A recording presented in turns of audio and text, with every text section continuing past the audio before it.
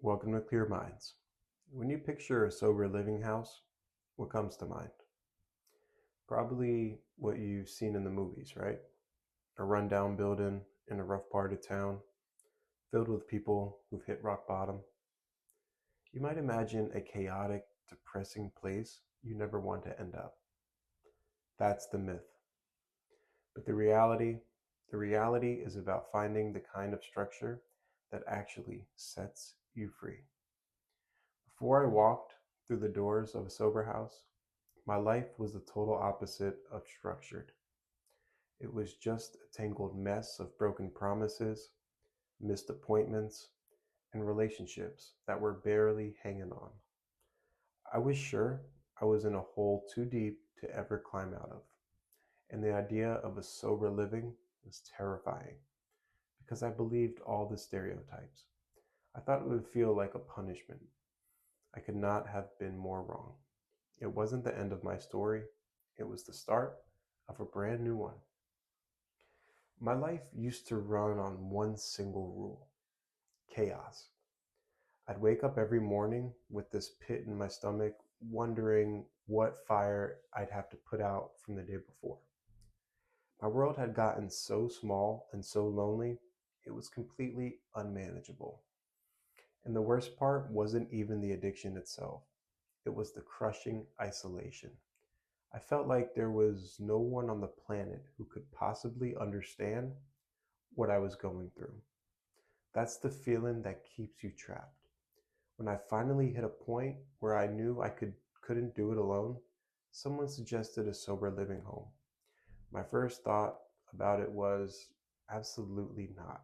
I just pictured this cold, judgmental place, but the desperation is a pretty powerful motivator, so I made the call. The first step inside was a shock, but in a good way. It was clean, quiet, and right there on the wall in the entry was a whiteboard with a list of rules. That's the first thing you realize. Sober living homes are built on structure to keep you safe and accountable. There's a strict zero tolerance policy and for any drugs or alcohol. And you have to agree to random drug screenings to make sure everyone stays on track. There are curfews, especially when you're new, to help you build a stable daily routine. And every week, there are mandatory house meetings where we check in, talk through problems, and plan things out together. And yeah, there are chores. We all have rotating jobs to keep the house clean and running. It's not a punishment, it's about taking shared responsibility and respecting the space that we all need to heal. During the day, you're expected to work, go to school, or be in an outpatient program. It isn't a lockdown, it's a bridge back to a real productive life. It's also important to know these homes are different from halfway houses, which are often state funded and might house people coming out of the justice system. Sober living is a voluntarily step focused on recovery with the help of your peers.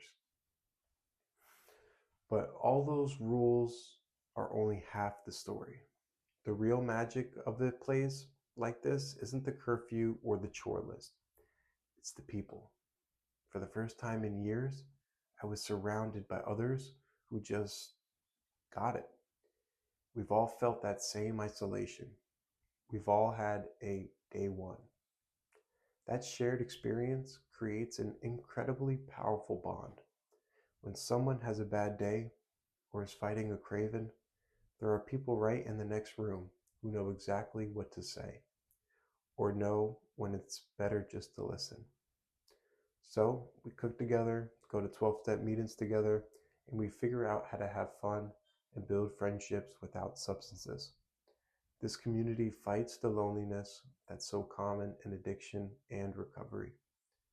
You're not just a resident, you're part of a team that genuinely has your back and wants you to win. This peer support is a huge reason why sober living is so effective at helping people stay sober for the long haul. Living here has been about so much more than just not using.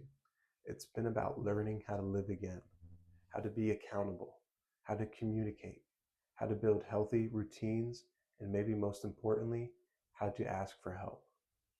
The very structure I was scared of has given me more freedom than I have ever had when I was stuck in chaos.